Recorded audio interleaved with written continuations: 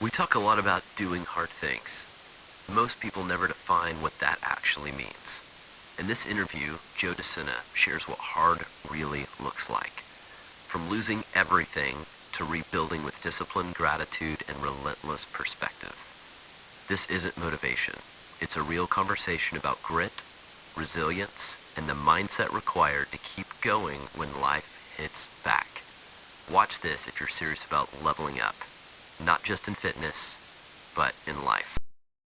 I have with me here DeSena, who's the founder and CEO of Spartan, the world's leading endurance brand that has helped over 10 million people push past limits and redefine what's possible.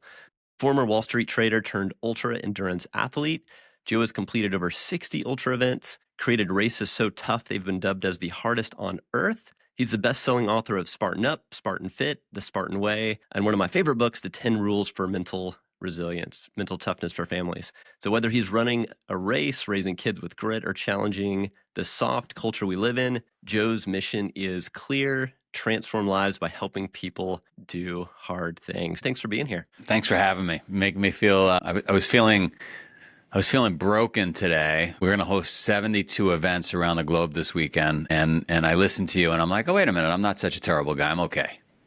You say 72 events around the globe? Around the globe this weekend.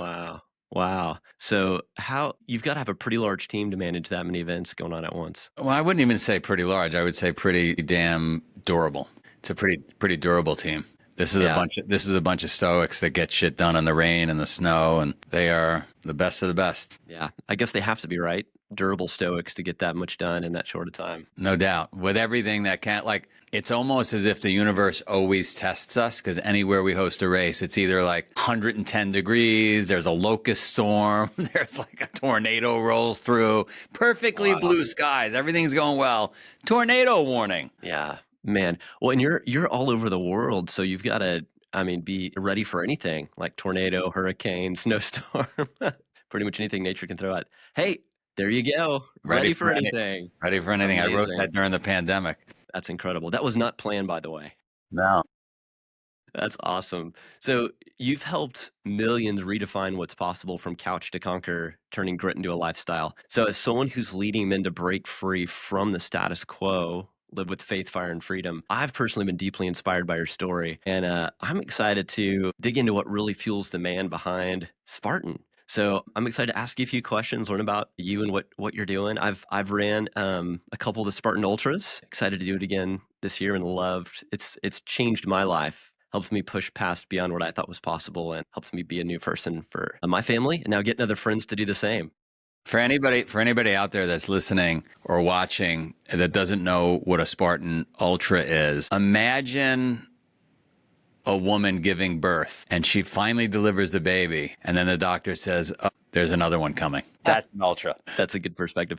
You know, my favorite moment on that race is, and I did it here in Texas at Granbury, is coming through the finish line of the first loop. Everyone's celebrating, getting their beast medals, and realizing, okay, this is round one, and I have to start all over again. You got to go back out. You got to give birth again. Got to give birth again. Yep.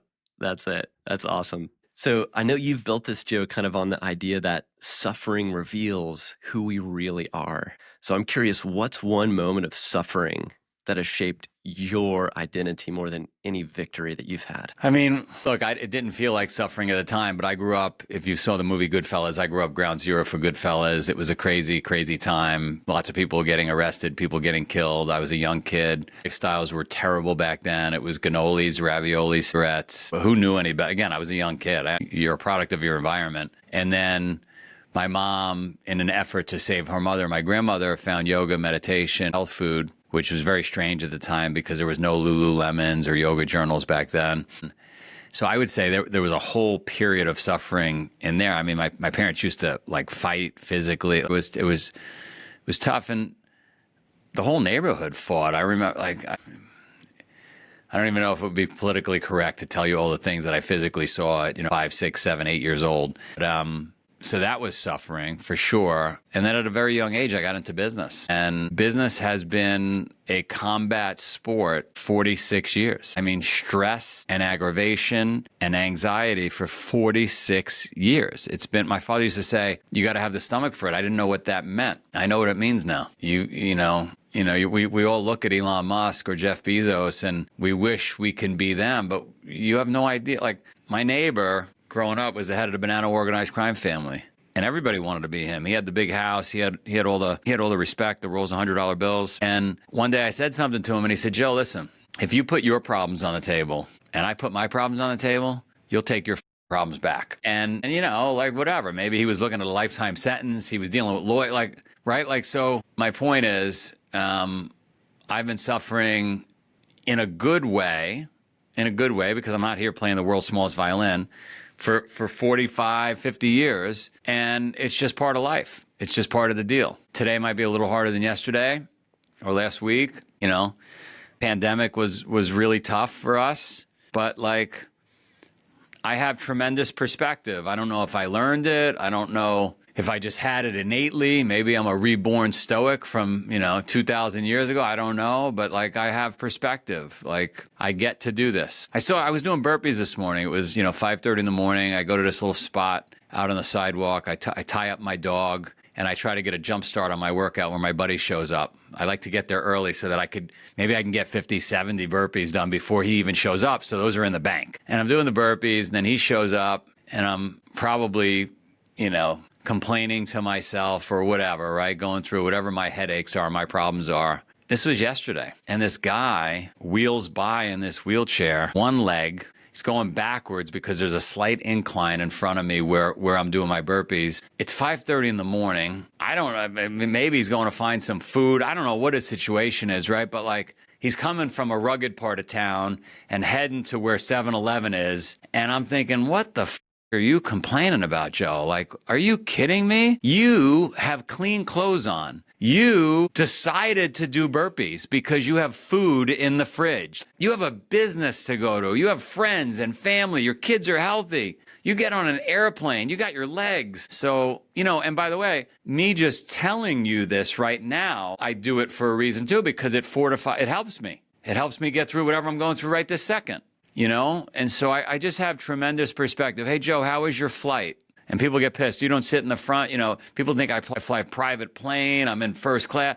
The plane landed. The plane did not have to land. And I got to remind myself that like my big luxury on a flight is sitting in an aisle seat. That's my big I'm so excited. I got an aisle seat. I have a hoodie. I put my hoodie on. My other big little luxury is as soon as the plane takes off, I'm not supposed to do it, but I let the seat recline a little bit so the person behind me thinks that maybe that happened by accident and it wasn't me and I won't get in trouble and I go to sleep. Yeah.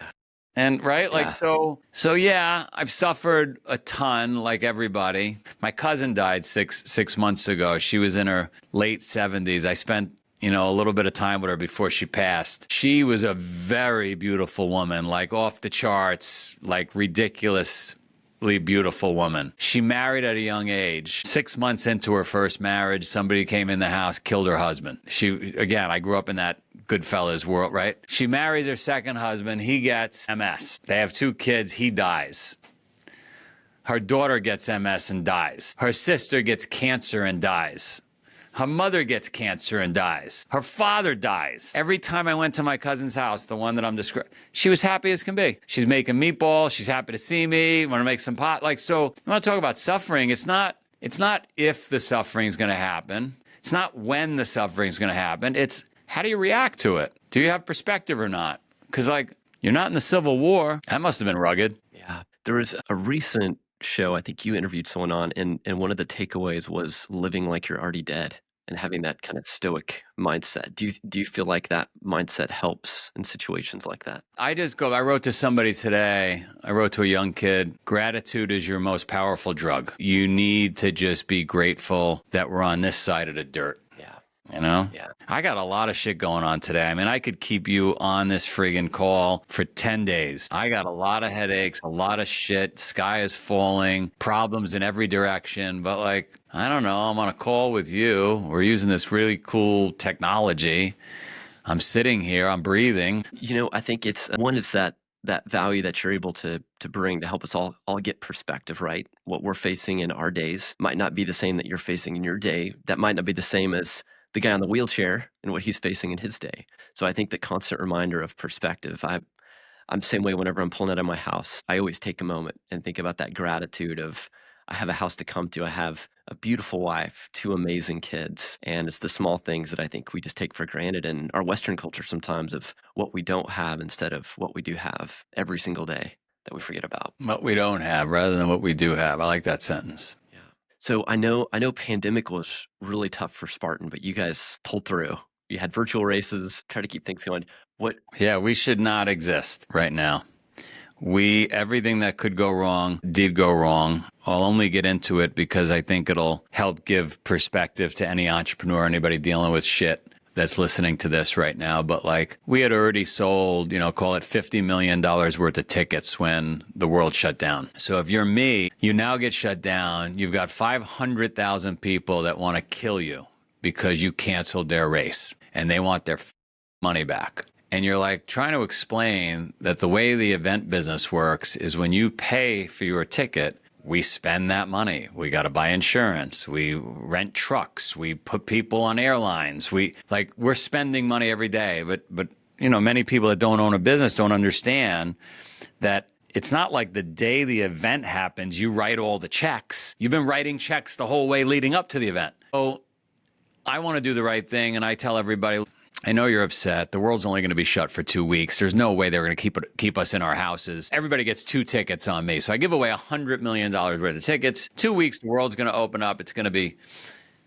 fine. Well, the world for us didn't open up for 2 years. So when the world opened back up, it was a muted restart. It wasn't a powerful, oh my God, when we announce races are back, it's going to be incredible. We're going to sell so many tickets. That's not what happened because California wasn't quite ready. Canada wasn't quite ready. Different markets around the world, people had different opinions. You can't go outside yet. You're going to die. You got to wear a mask. Other people were like, let's get out. So it was a very muted start. And that muted start was compounded because I had given away the first $100 million worth of tickets. So here I was, I launched 300 events at once. Never done that before. You think about how this company started. It started with 1 event. And then it went to 2 events. Then it went to 4 events. I had to start 300 events at once. That's like, imagine in a factory trying to get all those machines going at once, right? They're rusted. They've been sitting dormant for 2 years. We get the whole thing going. First $100 million doesn't come in the door.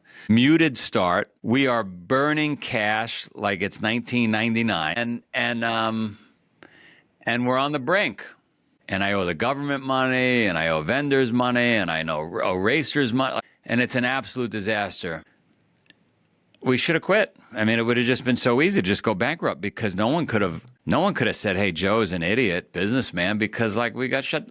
It's a very logical. I mean, Cirque du Soleil went bankrupt. They were backed by VC. Everybody went bust. I said, we're not going bust. We're not doing it. And thank God the athletes worked with us, the vendors worked with us, 90% of the employees worked with us, and we fought through and we lived to fight another day and another day and another day and another day. And finally it looked like, okay, you know what? We're going to make this. And then the Wall Street Journal calls. This was my low point. The Wall Street Journal calls and they're doing a cover story in the bankruptcy section about how Spartan's not going to make it. Right. And so I'm finally seeing light, like a pin light, in the distance, in the dark tunnel I'm in, and this writer from the Wall Street Journal, who's going to get more clicks because it says Spartan and Tough Mudder, is going to do a story. And you can imagine that story is not necessarily going to give people confidence to sign up for races, which is the very thing we need to keep happening to pay the bills from the mess from the government. And so anyway, at that point, I was like, you know what? I'm just going to wave the white flag. I'm going to go bust. And that was like 18 months ago. And then I remembered, no, Joe, what happens when you're on a journey towards success, when you're on a journey towards finishing anything worthwhile finishing, at the lowest possible point,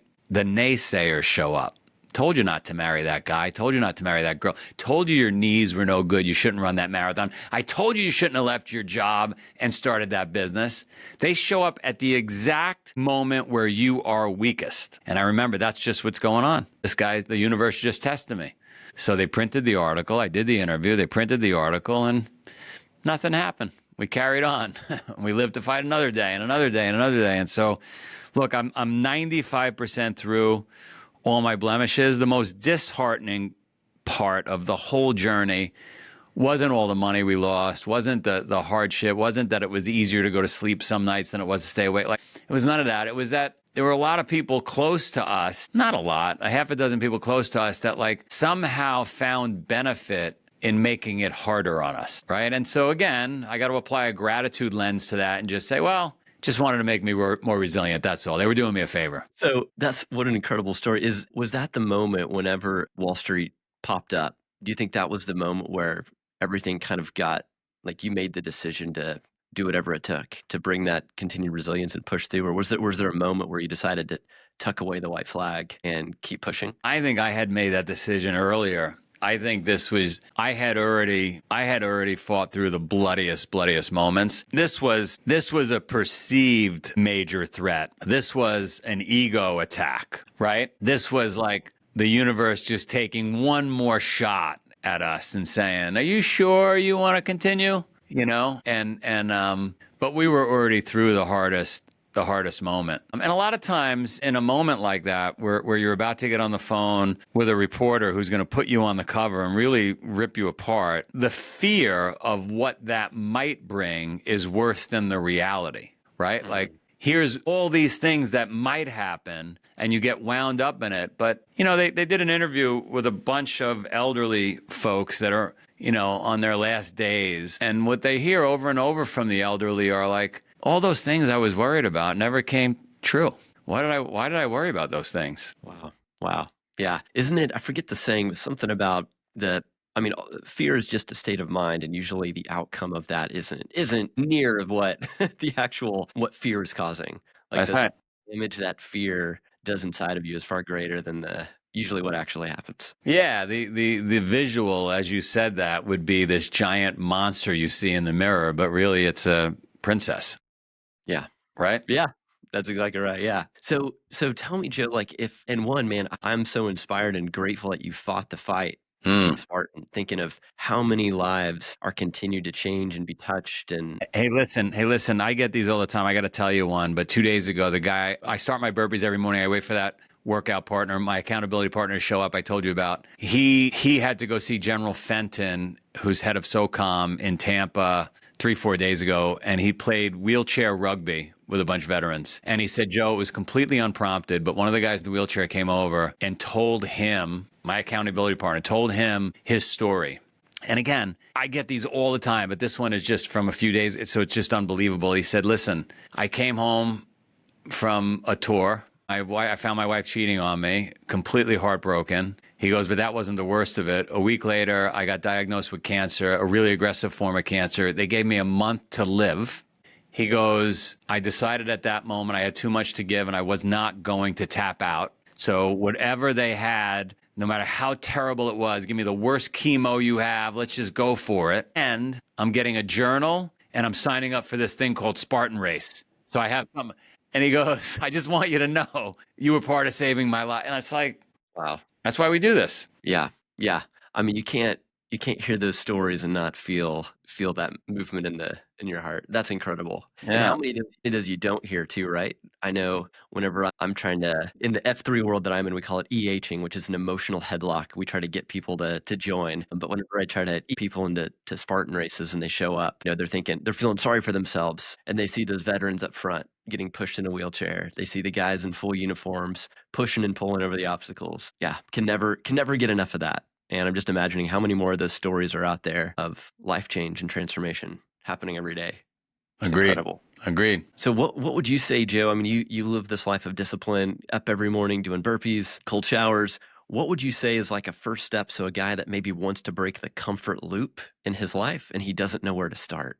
What would be a good first step for him? I would say, and again, I keep bringing up this number for no other reason than to explain how long and how long I've been doing this and how many conversations, like 12 million people have crossed the finish line. I've had a lot of conversations. So when you ask that question, like, all right, how should I start? It's like, it's not even a fair question because you know how to start, whoever you are. You know what you're supposed to do. You're supposed to put your sneakers on first thing in the morning. You're supposed to go outside. You do not have to go run 26 miles. You just need to go for a walk, right?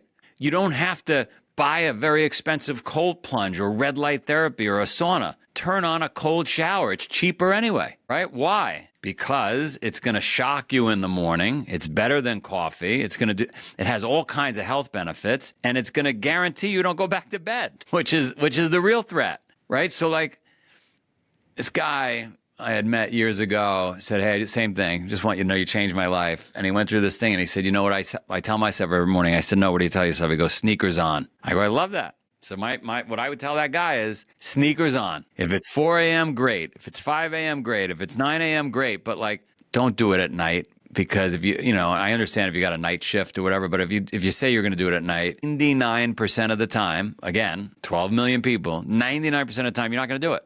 You're going to give me 15 reasons. You're going to give yourself 15 reasons. Early in the morning, you got a shot. You got a really good shot at getting it done. I've been out early in the morning since 1983. I got to tell you, since 1983, in New York City, in Queens, in Florida, in Vermont, in Singapore, in Tokyo, in China, in Vancouver. I've lived in a lot of places, in Boston. Early in the morning, I'm lucky to see 3 people. Anywhere in the world early in the morning. So I know that you, whoever you are that are asking me the question you just posed, you're probably not doing it. You're probably not putting your sneakers on, because if you were, I'd see more than 3 people out there every morning.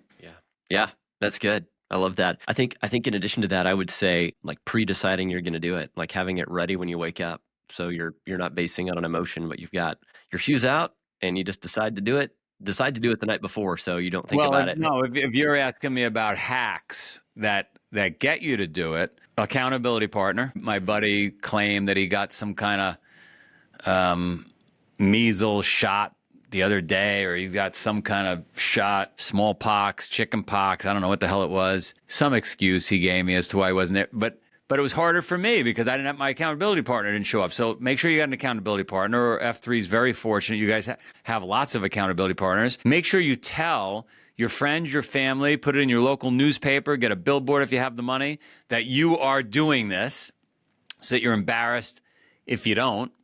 Tell people when you don't so that you're embarrassed, purposely so that you feel that pain. Right? I didn't do it. Like I'm honest about it and it really pisses me off when I skip or I missed a day. That I gotta post in my little chat group. I gotta say I didn't get any done today. Mm-hmm. Yeah, that's good. It's funny at F3 we call that a fart sack. So if someone commits an accountability that they're going to show up and they don't show up, there's an audible call out. Yeah, there you go. So let's jump to kids real fast. So I know you've raised your kids with discipline that most adults run far away from. What do you think is one of the non-negotiable lessons that you've taught them that you hope they carry into adulthood? Well, I've tried to put in no particular order. I'm just going to go stream of consciousness here, and I'll also explain some of the mistakes I made that hopefully another parent doesn't have to make. Number one, I said to the family, our family should always be defined as hard workers. We may not be the smart. I know we're not the smartest. We're not the best looking. We're not this. We're not that. But we can be the hardest workers, and we need to be the hardest workers because if you don't have those other attributes, you can still get very far in life and be happy and have gratitude if you're just a hard worker and you appreciate work. So that's number one. Number two, there are a bunch of things you could do as a parent that are 5, 10, 15 minutes long. If you do them every single day with the kids, 7 days a week, no days off, doesn't matter if it's a birthday, if it's raining, Christmas, does not matter, no days off, 5, 10, 15 minutes, a little bit of math, a little bit of another language, and certainly a workout. I mean, we did it every day, 7 days a week, probably till the kids were 14, 15 years old, because at that point I lost control of most of them. But from 2 to 14, there were no days off, none. We did math, we did another language, we did a workout, we did every single day. And I'm seeing the fruits, the rewards of that labor. I would say a mistake I made, and we're recovering from it. Now, we're optimizing for that now is that I spent so much focus on what I just described, that language, that sport, that workout, that math, that I didn't focus on some things that are really, really important. And I would say life skills. Like, hey, you forgot your boots? Too bad. You're going to have to ski without boots today. Can you go figure out so-and-so how to pay for that ski ticket? I forgot my credit. Like, put them in the firing line every chance you get, even if that means you guys are going to have less hours skiing today, or you're going to get into the movie late, or whatever it may be, because really the lesson isn't about the skiing, and it's not about the movie, it's not about the wrestling, it's all the obstacles between where you are and getting through that thing. You forgot your wrestling outfit, whatever, like purposely screw that up. You know, there's a great story about Michael Phelps' coach knowing that this was the guy and he was going the distance. And so they would purposely lose his duffel bag on a trip. They would purposely give him the wrong plane ticket. They would break his goggles without him knowing, because they needed to prepare him for when something really went wrong. And so if I had to do it again, it would have been sneaking in more of those daily obstacles that you and I and other adults, you know, have had to deal with and become proficient at. But I was optimizing for more ski runs and more time on the wrestling mat and more math in a perfectly controlled environment in the kitchen. And it should have been like, we lost the math book. How are we going to get another one? You know what I mean? Yeah, that's so interesting. So creating intentional challenges to help them grow in their resilience. Yeah. Do you feel like, so I know you do the Spartan, it's the death race, right, for kids? Death race, death camp, death race for adults, death camp for the kids. Yeah. Do you feel like the death camp for the kids, does that instill some of those qualities by going through that week or that weekend?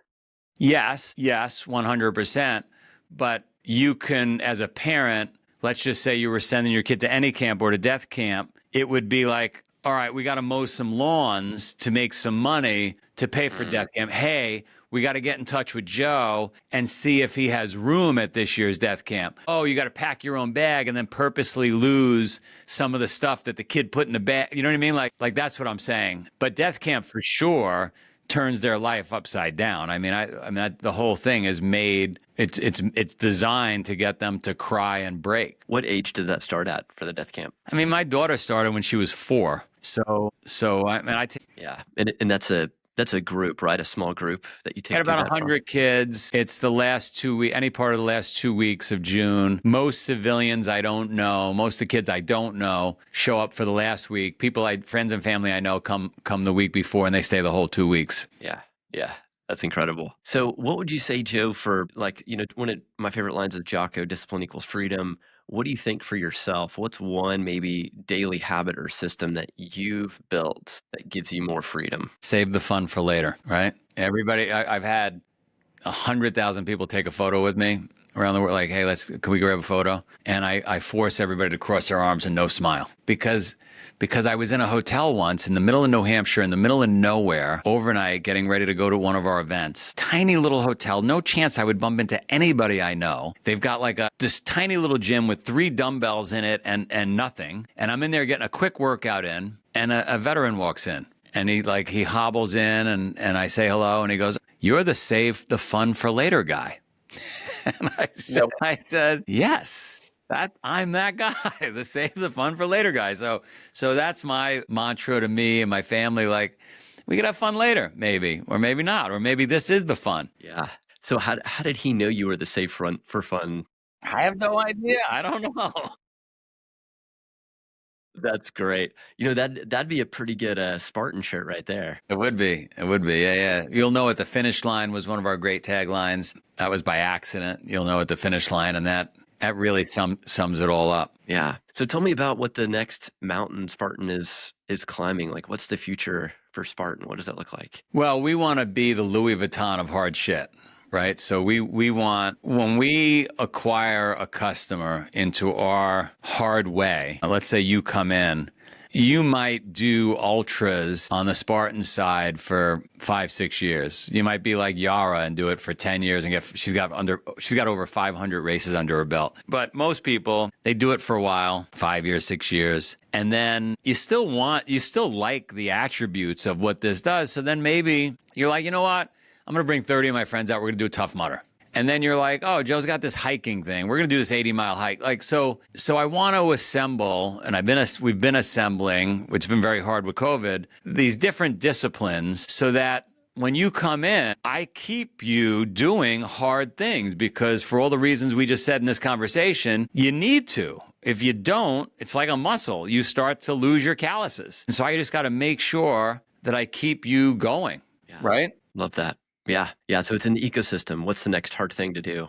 Yeah, exactly. So we've got DeCa. DeCa is hot as hell. You know, hybrid fitness is hot as hell. I love DeCa. Don't get me wrong. It's gonna be confusing what I'm about to say to people, but like my problem with DeCa, with hybrid, is it's indoors. It's fluorescent lights. I love the fact that people are getting sweaty. I know it's hard. It's very hard for me when I go out and do a DeCa, but like there's a lot of science. There's a lot of biology. There's just no comparison to getting dirt under your fingernails, getting sunlight, getting in cold, dirty water. There's just nothing like it. Yeah, agree.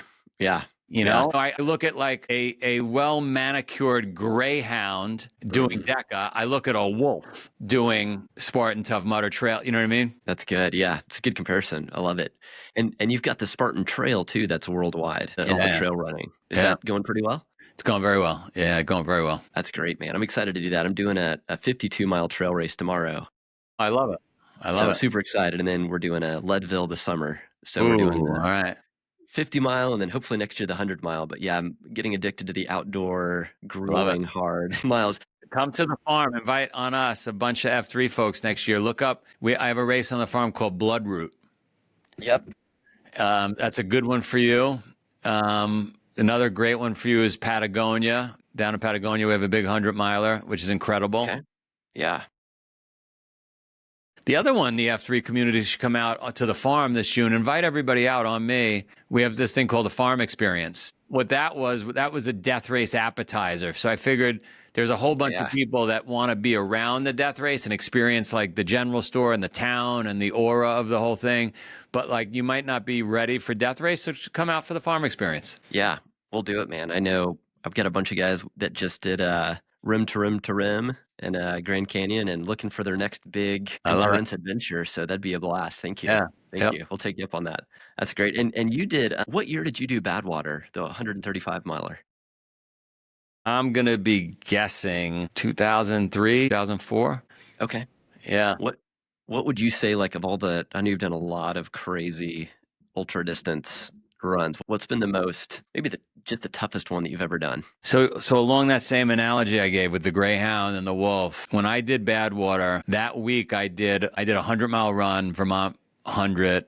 I went out a few days later, did Badwater, and then I went and did a Lake Placid Ironman. So in that week, I knocked out 250, 60 miles in running, the bike, the swim, whatever. Sounds like a lot, but it was literally more like the Greyhound. The Wolf, the opportunity I got to act like a wolf, and I did a lot of what I'm about to describe, was when I did the Iditarod by foot. And that, it was 30 below temps. It was brutal. It was survival. At no point during Badwater or Ironmans or trail runs, even if they're 100-mile, at no point did it ever feel like I'm going to die because there's aid stations, there's people, like it's just different. Iditarod and the 20 or so events I did like that, but mostly Iditarod, it didn't feel like there was an aid station there wasn't. It was like Red Bull had brought a Russian vehicle to the start of this race, okay? And they were going to show off Red Bull and it was branded and everything. There's a phenomenon that occurs when there's massive snowstorms in places like Alaska, which I had never, there's so much snow and the weight of the snow, it pushes down on the ice if it's like marshy underneath, and the friggin' vehicle sunk. It was gone. It just to set like the stage for what this thing was, and like, yeah, that was crazy. That's insane. And was there anyone else running on foot? Was that an organized? It wasn't the plan. We were supposed to bike it, but there was so much snow that no one could really bike. Anyway, it was a whole thing. Yeah, man, that's incredible. That's incredible. Well, Joe, thank you so much for being on the show with me. And I love just walking through. I mean, we covered perspective, resilience, family, so much here to unpack. And I think the biggest takeaway for me, it really is just that, the perspective, like what we're going through versus what someone else is going through, and having that gratitude mindset, and just waking up with gratitude and not forgetting to push ourselves every single day, do hard things, know that we're capable of more, and not ever losing that, no matter what age we are or where we're at in life, in a wheelchair, going up a hill, whatever. There's no excuses to get that stuff done. No excuses. Anything in closing that you want to share? Sneakers on. I got a new journal because journaling is good. The Hard Way Journal. If anybody wants a Hard Way Journal, shoot me an email. joe@spartan.com. That's incredible. I've been reading a lot. I study like Brendan Burchard. He's like a high performance coach, and he talks about just the power of journaling. And he said, if there's one thing, no matter what state of mind you're in, the scientifically proven way to get better every single day is journaling. It's as simple as that. I love it. And he had a line that said, "Hey, he works with high performers, and he said, I'm not journaling," and he tells them, "I can't help you." I like that. Like, if you can't afford a journal, like, I can't get you your next breakthrough. It's on you. Well, the Hard Way Journal, if anybody needs one so that he will help you as a coach, let me know. Shoot me an email. We'll send you one. And what would you say for anyone that's looking to do the hard thing, like sneakers on, for Spartan races, guys? There's Spartans all over the United States. You heard how many he's doing. Like, go to Spartan.com. Spartan Tough Mudder, anybody out there that's in your community that needs tickets, if they run an organization, let's say they have a company, a real estate agent, whatever they have, and they need 100 entries, whatever, just hit me up. Like, I'll get you whatever. I'm never going to let the price hold somebody back from doing that because I know how powerful it is. Yeah, man. So good. Thank you. Sneakers on. Sneakers on. All right, you guys are awesome. See ya. Thanks, Joe. See you next time.